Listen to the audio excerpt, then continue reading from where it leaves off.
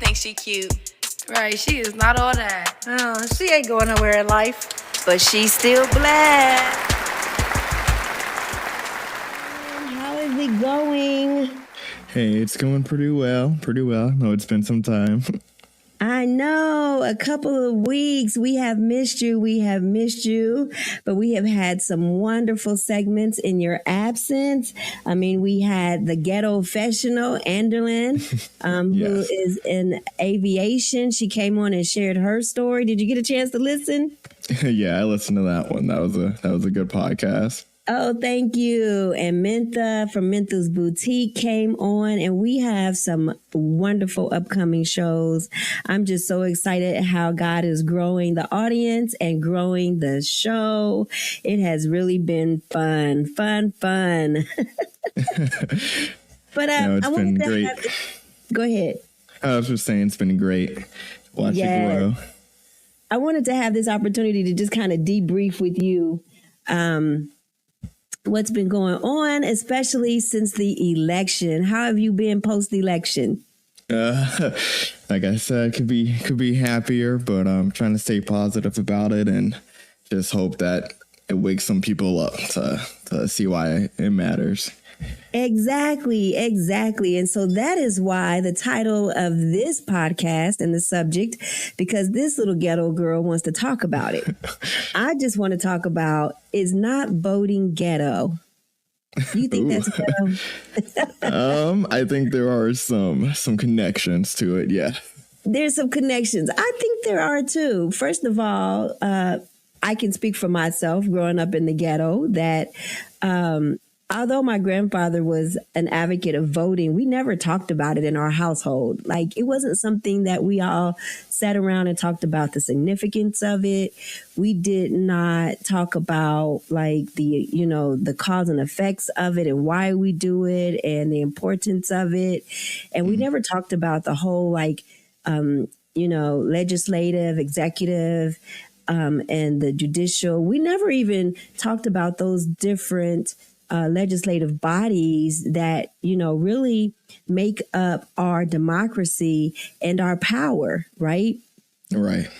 And that's why, when you were younger, I pressed upon it so much because I just knew, how many people had sacrificed for me to be able to vote, which is why I want to go to the Voting Rights Act of 1965, because I often ask people, it amazes me how even in 2024, how many people are not registered to vote, or if they are registered to vote, they feel as if sitting out will somehow not have an impact, but it does have an impact, right? Mm-hmm. Because the very reasons or the very things or that reasons why we consider voting not important are the same, elements that give others power where, we are left powerless in certain topics or discussions.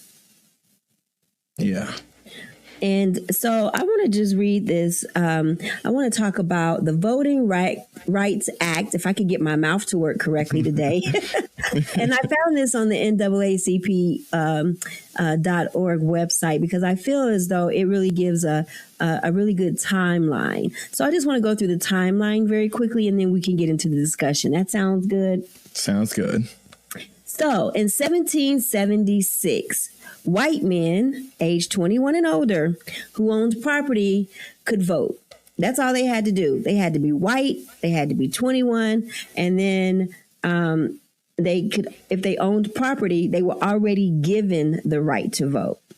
Then in 1870, the 15th Amendment to the Constitution removed racial barriers. So that meant that, okay, so no matter what your race is, you're supposed to be able to vote. But that was not true because states continued to practice voter discrimination and deny Black voters a chance to participate in elections. I mean, that's even a deep statement there. Black voters a chance to participate.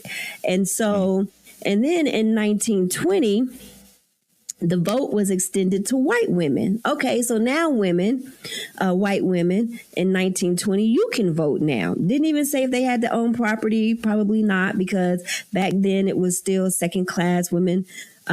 White women and black women definitely were still considered second class citizens, right? So I'm sure it had to be if your husband, if well, maybe they did own property left to them through inheritance, but they had limited access as well. But if you were a white woman, you could vote in 1920. Now let's go up to 1965. After years of intimidation, murders, and advocacy, that the path to voting was cleared for black people. And then there was the Federal Voting Rights Act of 1965. So this is the thing. They were automatically giving voting rights, and we had to be intimidated, murdered, and people had to countlessly and continuously advocate for black people or people of color to be able to vote through a whole separate Voting Rights Act of 1965. And it's just amazing to me because I was born in 1971. So that means that until 1965, my mom or anyone else or her grandparents or whatever would have to literally fight to go vote. I mean, and risk losing their homes or their lives or their livelihood. Sometimes I've heard of, blacks who lost their jobs if their white employers found out that they were voting. And so with all of this being said, to sit in 2024 and still have Negroes say that they do not vote or they don't believe in voting, it just blows my mind. Right. What's going on, Ronan? Is this a generational thing? I mean, we see it on TV where, people are out there advocating, and the polls show that even in the younger demographics that they just aren't coming out the way that, you think that they would. Yeah. With knowing all of this. These are facts. I didn't make them up. Oh, yeah. Oh, yeah. I would definitely say this election, I found out a lot of facts, too, about the past. And, I just learned about how, back then when they finally let, at least black men participate in politics, that a lot of people in Senate were black men, and they actually had a lot of power in the choices being made. And then unfortunately, back then, I know the parties changed sides, flip-flop. But back then, I learned that it was actually the Democratic Party that used to hire the KKK to intimidate them.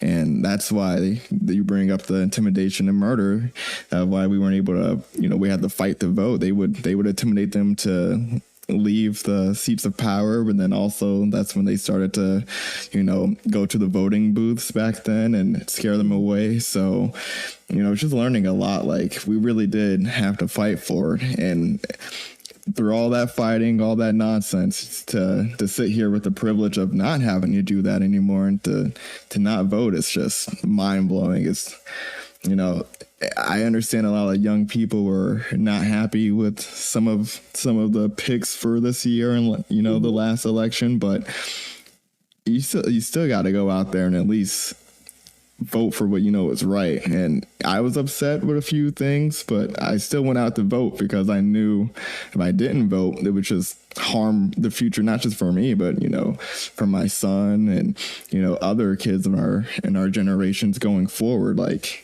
I just don't understand how people can sit down and not make any choice and then still have the nerve to complain about it and, complaining, oh, well, we lost anyway. And, well, you didn't help us win. So right. I mean, how you can complain about it?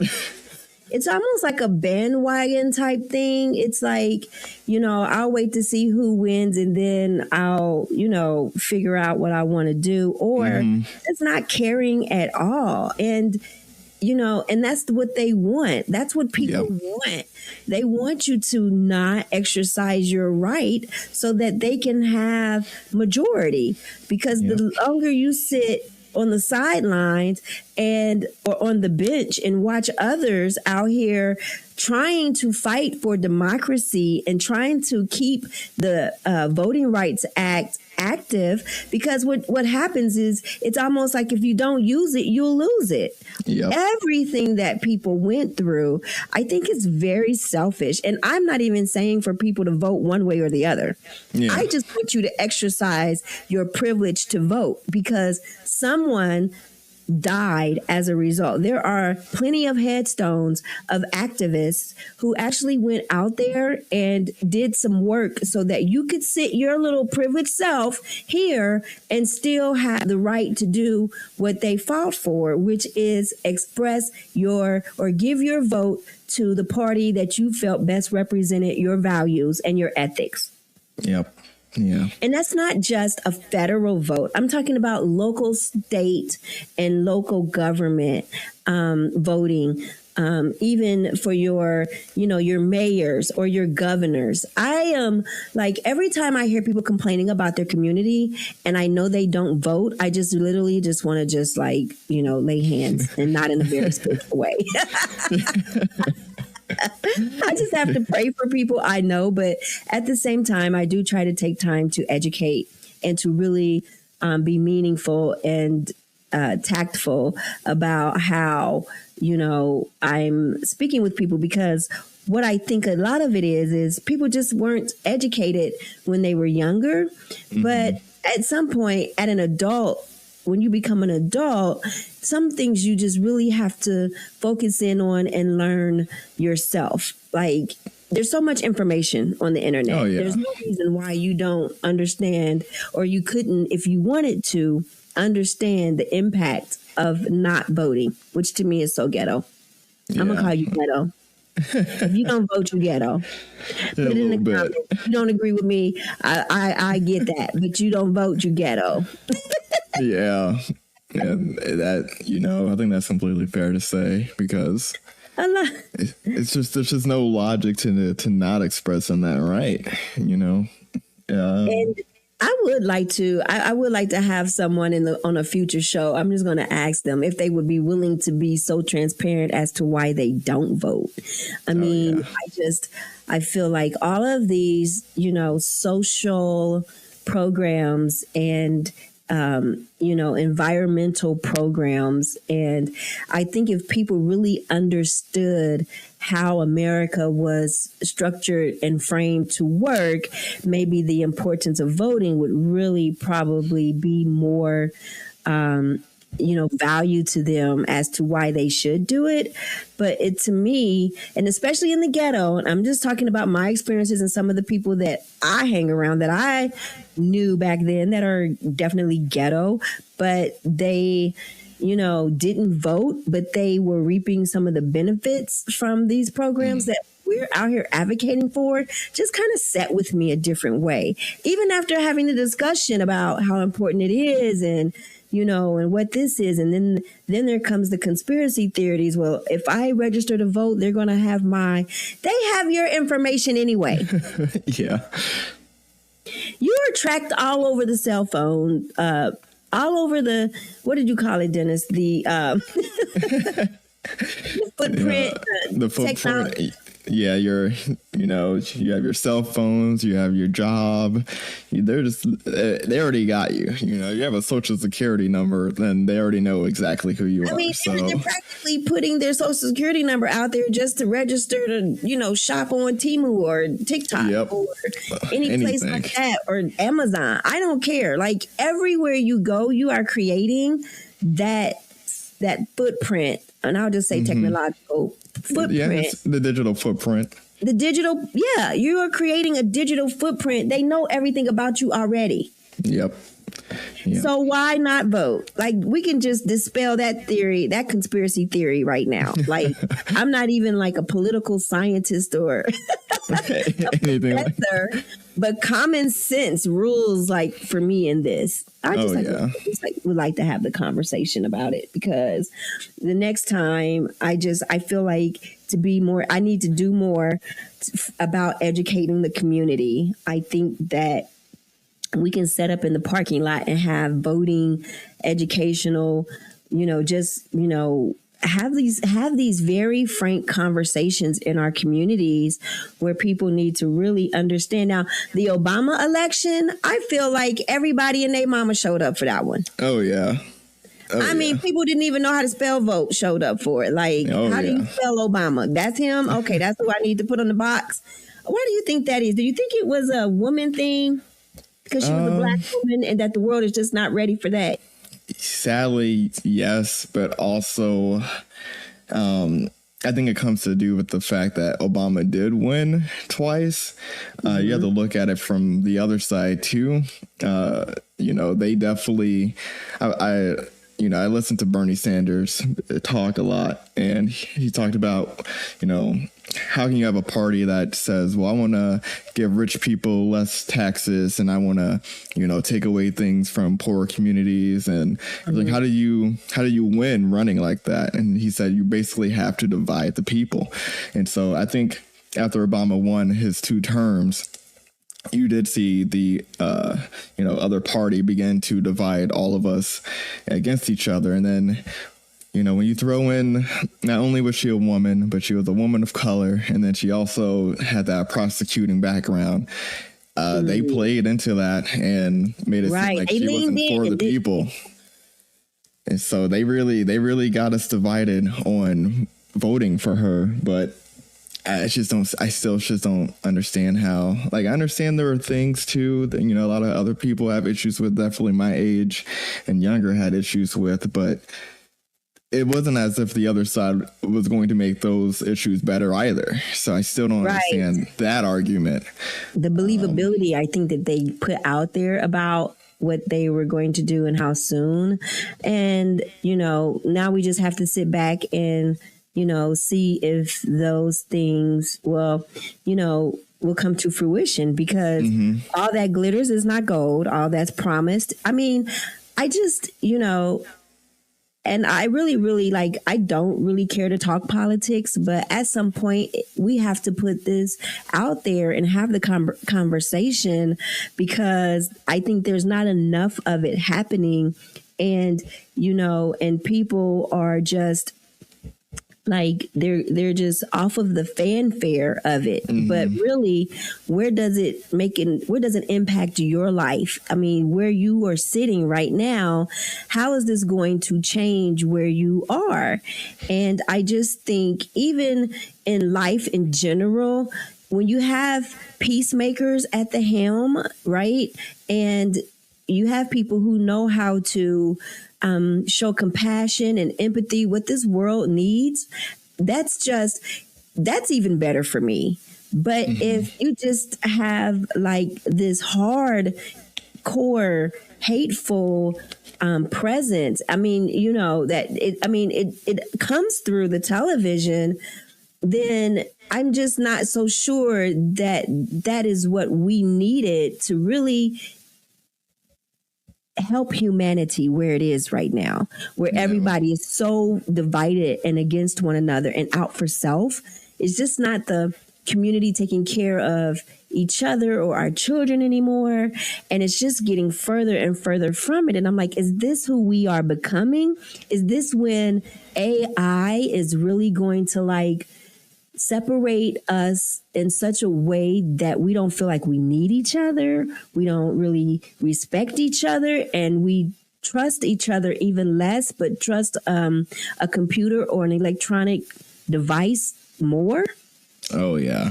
I've been listening to this book called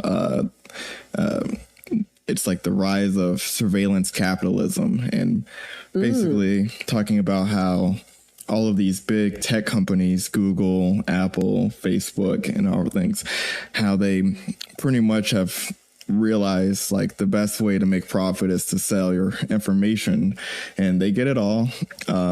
And I was in the beginning, she talks about even small things like the games like Pokemon Go that track your location and everything like that. Like that sells right to the not to other companies, but it sells right to the government, and how they use that to divide people even. So it definitely is seeming like America right now has just, and you can also blame it on, you know, how some of the political parties, I'm not gonna name which or anything like that, but like they made it so much so that everyone's working all the time, and you got to work to pay bills on top of bills on top of bills. So it definitely has made people more selfish than ever.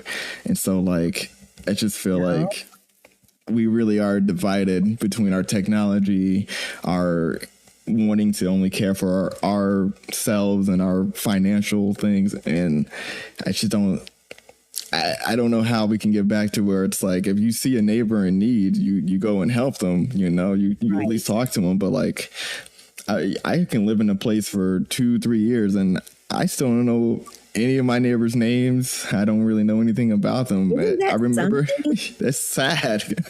I remember when we first, you know, moved here, the neighbors were always nice. I knew almost half of the neighborhood.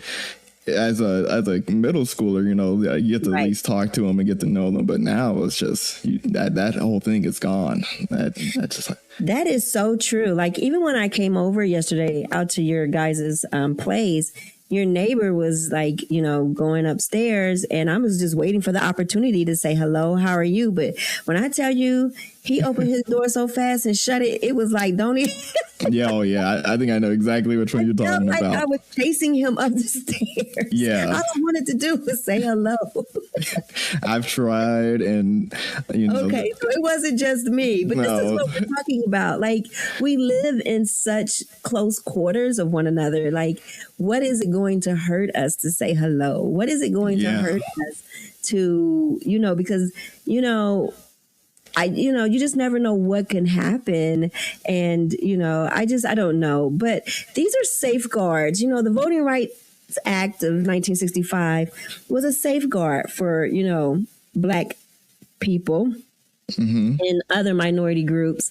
And it's like if they were to fight, because even John Lewis, you know, had there is the John Lewis Voting Rights Advancement Act. And this was just as late as 2019, because it was being threatened that Voting Rights Act of 1965 may be dissolved. And you know what they're using as an argument to dissolve it is they aren't voting anyway. Yep. And what can you say against that? Because you know it's true. You know, I have people who not only, you know, don't vote, but are for, you know, whatever, because it's your free right to choose whomever you want to vote for. I never even talk about that. I might ask somebody like, why would you vote for this person? And you know, this, and this, and is that where your values and ethics lie? And I understand that, you know, people need to be given opportunities, but at what cost, right? Yeah. Like, is it at the cost? I don't care. Go get your life together. Go get your life right. Get right with God. Get right with Jesus. But don't bring the whole country into it. Yeah.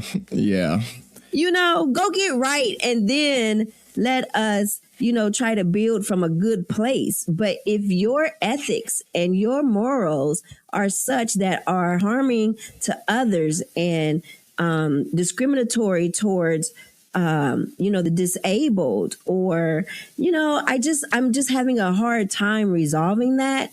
And I'm just like, you know, but I think I was talking to you about a week ago, and I was like, America's getting ghetto. Yeah. Oh, it is. America is ghetto. I think that's the truth that needs to be said. Is it's not getting ghetto. It's been ghetto. It's been ghetto. They've been fighting since day one. They have been fighting themselves since the beginning, and I think the constant trying, like the constant lie of like, it's the greatest place ever. I think it's what's starting to bring it down now. It's like, it could have been an amazing place, but like we can't seem to figure out how to just agree that we're all Americans and that we all are supposed to be in this together. Like, and we all matter. And why is there such an extreme, right? There's such an extremity between the two. And it's really, I mean, I loved growing up understanding God, family, and home, right? Like those three things. I loved saying, the Pledge of Allegiance. I mean, those things really were rooted into me and gave me such a joy for being in America, because even though, it may not have been what, it could have been for me. I know I didn't have a silver spoon in my mouth, but I was happy. And there are so many young people, even that I come across, that are stressed out about where America is right now and where we're going. Oh, yeah. And they shouldn't be. They should be able to, the day after the election, I was watching on social media, and there was a young girl, and she was crying, and she was about 5 or 6. No, probably older than that. She had to be older than that to understand. So I would say maybe 8 or 9. And she was crying, and she was like, "Mommy, why didn't she win? Why didn't she win? And what does this mean?" And then to scroll up a few pages later and have some man ranting about, "That's right, women, we own your bodies. Your body is not yours. We own it. Ha, ha, ha." Just the evils of that, and the innocence of this young girl who just doesn't understand why good didn't win. Yeah.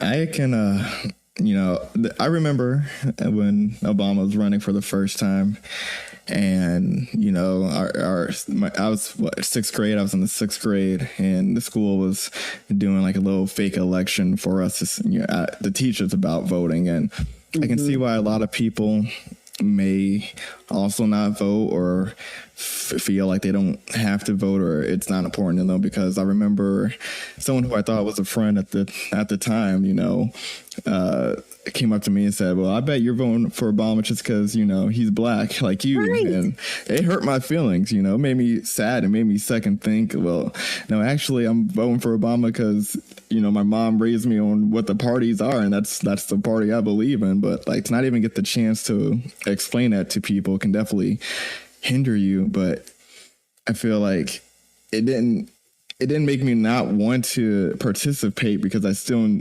like, I'm not going to name names, but I talked to someone who also wasn't going to vote, and they said that they weren't voting because, they don't like either candidate. But I said, well, you can't let the better evil win, even if you don't like the other one. Like, there's that saying is a thing for a reason. Like, you may not agree with her, but like, she's the best chance for all of us to have a better chance in the future. And I just I mean, I think that's what I was saying about.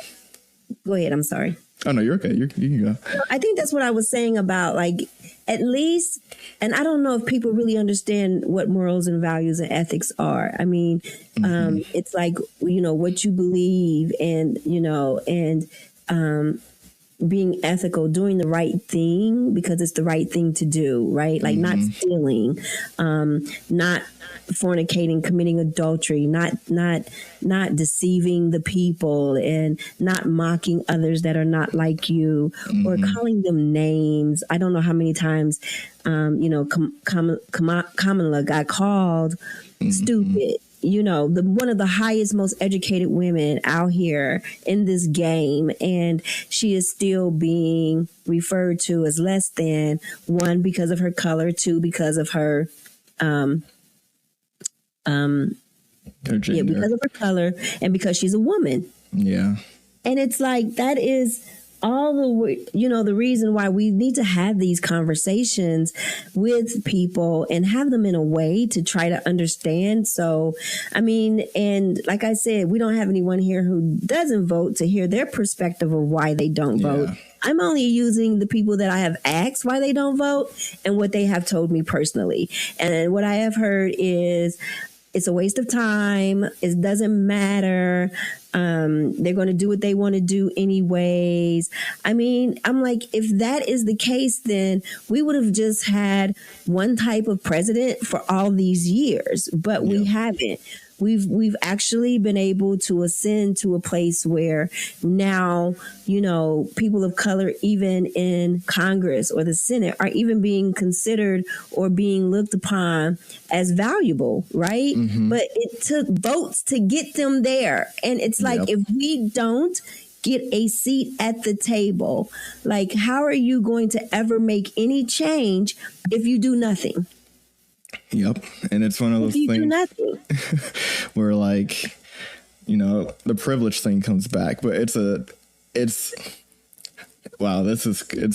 to explain, but like, there's the privilege of the people who have always had rights their whole life. So they vote because, they know that they can, and they'll get what they want if they win. But then you have the privilege of people who don't vote, but they're only privileged because they don't understand how important the rights are until they lose them, and then that's when they're going to be like, oh, why did this happen? Or why can't I do this anymore? And it's like, if you had paid attention to the policies that were being said by the candidates, and if you voted, then you wouldn't have lost your rights. But they won't get that until it happens, and no one wants to be in the room where it happens, I guess, until it happens. Even voting for your local judges, your circuit city judges. And I'm going to have a Cook County circuit judge, the Honorable Taisha. She is going to be on our show December. Well, actually, we record on the 2nd. So the following week, she will be on, because we're going to talk about that, getting down into the community. And I'm sure she has way more insight than I have, because she actually has to get out there and pound the pavement to get votes and educate people about the importance of voting. Because the first thing that happens is, when they're in a situation and their rights are being threatened to be taken away in whatever situation, or their voices are being taken away, probably 7 times out of 10, they haven't even voted for their local, for their local governments. We have an executive branch, a judicial branch, and a legislative branch, and people just aren't keeping up with it day to day anymore. And we're losing in certain areas, and rights and policies, like you said, are being changed. And all they want to do is complain, but not vote. Yep. I had someone that was complaining about child support not too long ago. And I'm thinking to myself, okay, did you vote? Did you vote for the governor?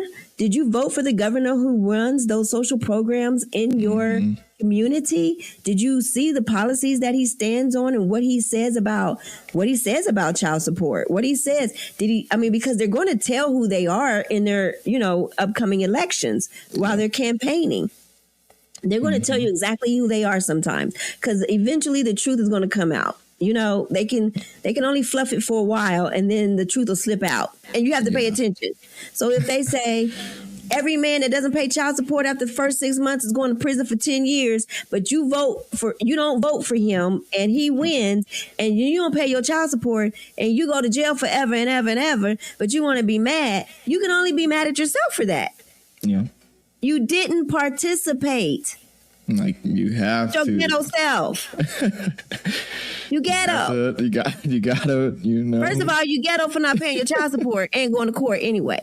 And then you ghetto for going to jail over it. But you ghetto for not voting. Yeah. I'm serious. It's just mind-boggling to me. I'm glad that we are having a discussion, because I felt like I needed to debrief about it myself. And to really start to engage in, not from a judgmental, because that's, I'm venting now, but eventually I'm going to have to figure out a way so that I can help participate in the education and the empowerment for people to vote. And I don't care if you are sitting in a $300,000 mansion out in New Albany. I don't care where you're sitting. If you're not voting, you ghetto. Oh, yeah. Yep. And that's just it. I said it. You ghetto. And be like, I'm not ghetto. Yes, you are. You're ghetto because you are not. It's a mentality of never being able to make an impact or a change in life. And that is a ghetto mentality. Boom. Yeah. For drop the avoiding responsibility. Woo, you better drop the mic. Avoiding responsibility and accountability. Oh, yeah. I don't want to be accountable. Ghetto. Right. It's not my fault. I didn't do it. Ghetto. Yeah, that's ghetto mentality right there. Ghetto mentality, always the victim. You are not always the victim, right? You have got to get out and understand. Then this is one thing about me that I have always resolved to is I have just as much right on this earth as anybody else that's walking it. I'm not afraid to go anywhere. I'm not afraid to be myself anywhere. I'm not afraid to tell my story about where I come from because it is who made me. If it was the ghetto, I don't care because I'm not there now. But what I am trying to do is empower people to understand where your power lies. And your power lies, first of all, in your mind, changing your mindset about your ability and your power to make a change or a difference in this world. Because if you don't participate, we will go back to where we came from. Right. And it's just, I was going to say, it's more important now than ever because you have a president who has a policy to, get rid of the Department of Education. And that's only going to affect people who physically live in ghettos. And right. Now, because everybody else has money, they're paying for private school. Oh, yeah. They're going to be fine without it. They don't need it. But I don't know how you can sit there and hear that your child might not even have a correct education and still not vote. That's just... And still not vote. So what are they trying to say? That education is not important because, again, AI, they feel like, information is so already at your fingertips, so why spend time in school? But what they don't understand is that's not really the whole point. The whole point is to not educate the disadvantaged so that they stay where they are. Exactly. Just to keep them, like we talked about in the first episode, to keep us in the ghetto and not educate us on how to get out. And I just don't understand how to get out. And that all started for me in school. My teachers, the programs that I was able to participate in as a result of, I'm sure, a policy, because I was in an underserved in a underprivileged area. I mean, we had secondhand books. I still remember getting books from my school, and these books were so old. They were ripped. You went to Hilliard and you went to nice schools. And, y'all always had brand new books, which just blew my mind because our books were so used. Like they had been in like 6 schools. Mm-hmm. You know how like they sign in the books? Back then you had to sign for your books. Well, they had, and you could see that they were stamped in all of the white affluent neighborhoods before you got them. So I would literally get my school books and look and see where my book had been. But if I'm not even getting that book, then what? Right? I mean, the programs we've already taken, they've already taken sports and curricular activities pretty much out of the school and making, because, we used to have all these wonderful privileged programs. But now if you want your child to participate, you have to pay. Right? Yeah. You have to do all of this where there used to be programs that we could go to and just sign up for. You could just show your income verification and then you would get approved for these programs. But all of that's gone. Oh, yeah. You have to really, like you said, it's like it's making us. They're making us work harder for the things that we should already be privileged to. For a land that talks about being equal and wanting everyone to feel the same, it definitely is showing and physically that they still want us to be different. They want an upper and they want a lower. And I talked about this with Savannah. I was like, it's so odd that all my schools, when I lived in Dayton, we had to wear a uniform. But as soon as I got to, here in Hilliard and everything, I've never seen any school that had uniforms. What is that about? And what is that about? Right. Had a discussion where it's like, do they want not only for us to be under the strictness of everyone having to dress the same and all that, but like the funding part of it, like you have to pay for the own uniform now, so that's another expense, and that could be going somewhere else. And it just made me start to think, like, how many ways do they have it where the system is still set up against people of color? Because there's not one school here in Hilliard that I've seen where they have a uniform if it's not a private school, and that's just what is that about? Are they trying to mimic private school and make them feel as though, I always thought that they, and I'm talking about them, like the Department of Ed, whomever running these programs, designed the whole uniformity so that there would be no like competition. This kid doesn't have, these, everybody would just be dressed the same, and there would be like distractions of, just the name brands and all of that. I do have a friend in education, and I'm going to ask him what, does he know what that was about? Because I think it started maybe with charter schools and then it moved over to the public school. But you're right. But do we recognize or do we know that there's some intention there, right? There's some ill intention to further keep, a community in the ghetto. Yep. Or stigmatized. I think I did ask about it when I first went to the schools. I was like, if we don't have uniforms and everything, why is that? And it's more so for like, they want the kids there to be able to express themselves and be able to, be different in their own way, in a positive way. And then I'm thinking, okay, that is, that makes sense. But like in the ghetto areas, they don't want you to express yourself or be that way. So I think they had an official reason for it in the past, but to still push it now, it seems kind of, I don't know, like there might be some motives behind it in certain areas, and it's a lot to unpack. It is a lot to unpack. I mean, and I'm ready to unpack it. This little ghetto girl, that's why we have this podcast, is I am ready to unpack some of these things. If somebody wants to be on the show, that you want to comment or you want to say something, I definitely am open to hearing it, because that's what I would like.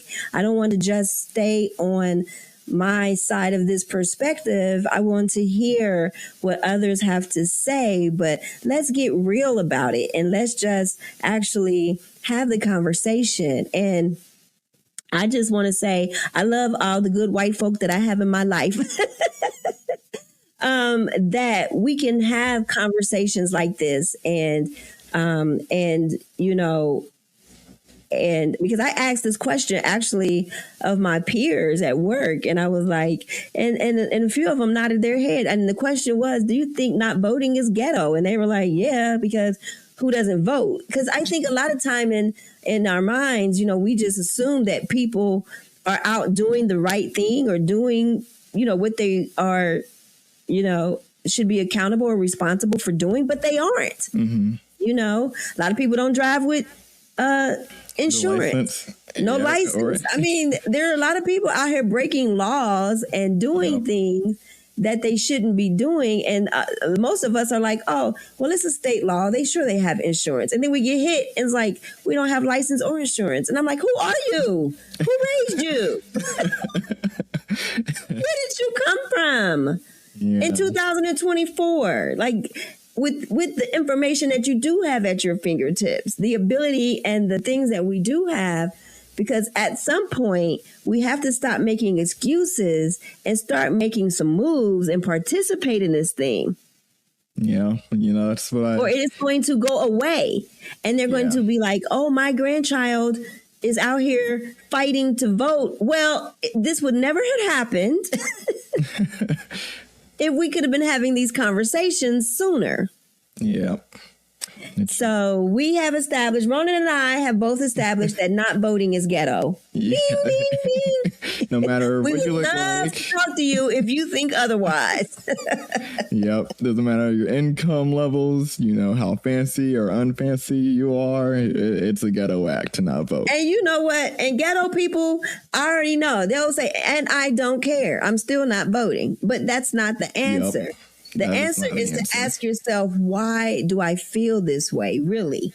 Is it because it was not talked about? I don't trust it. I'm not educated enough about it. I mean, let's be real and have these thoughts so that we can start to address and understand one another, because this little ghetto girl needs to know. I need to know. I need to know why people are choosing not to vote. And if it's just you being lazy, then you real ghetto. Oh, yeah. There's no excuse for that. You can do everything online. It's free. It's free. Oh, see, now you're going to get me started. Oh, I'm ghetto. I love anything free. Yeah, now, you shouldn't have no issue voting. It's have free. any issue. Free? I don't pay have to for it or pay nothing. for it. You do it through the mails now. You don't even have to go in Mail, you person. can register online. You can Google, how do I register to vote? If you don't know, inbox me. Leave me a message. I will walk with you online and teach you how to vote. And then you need to just understand who the politicians are that you're voting for. You can find out anything about any one of them. Just Google their names. Yep. It's a really simple act. simple. And it's a contribution. We are all put here on this earth to make a contribution to it and to hopefully leave it better than when we found it. And if there are things that we don't agree with, if there are things that we do not like, if there are policies or things that you want to change, you can vote against those things. You just need to find out the candidate that is best representing you in that way. You can call any of your legislators on the phone. They have a civil duty to return your phone call. Like, it's that easy. If there's something going on, my mom is just in this thing with the nursing homes right now. And I'm like, call your state legislator and start complaining about these things to him. Complaining to me is not going to do anything. You need to be able to use your voice and get the people that you voted for to go into action for you, because that's what I do. If I call my legislator that I voted for and I say, hey, I'm a constituent, I voted for you, I'm not happy with this situation, they must get back with you with an answer. Yep. So it's the same with all of the people that we put into office. So with that, any last words, Ronan? I was so glad to have you back. Good discussion. Yeah, this was a good one. You said you're reading again. I just love your mind and how you the surveillance of the rise of surveillance capitalism. The rise of surveillance capitalism. Let's see if I can find. I got it on my Spotify here. Oh, the age of surveillance capitalism. The age of surveillance capitalism. Yep, the fight for a human future at the new frontier of power. Wow, that sounds amazing. Yeah, it's a great listen, so I would definitely recommend it. I am definitely going to check it out. And with that, we just can't wait to get with you all. We have some great upcoming episodes and some surprise guests. Yeah, I cannot wait to see the future. What's that? I can't wait to hear the future and see the future of the podcast and all the guests you have lined up. Thank you. Thank you. Like I said, God has just been opening doors, and it's like everyone, has just been so gracious about the invites and being on the show and just really wanting to have this conversation with a ghetto girl, right? Right. But all right, everybody, we love you. Thank you for listening and hope you enjoyed this week's podcast. Check us out, and we will be back to you next week with a very, very exciting topic. And I'll be sure to send the teasers out. Make sure that you're listening to us on iHeart, Spotify, Apple Podcasts, YouTube. We are on all, and Amazon. I almost forgot Amazon. So we're on the major streaming platforms. Just tune in, download, share, and subscribe. Thank you.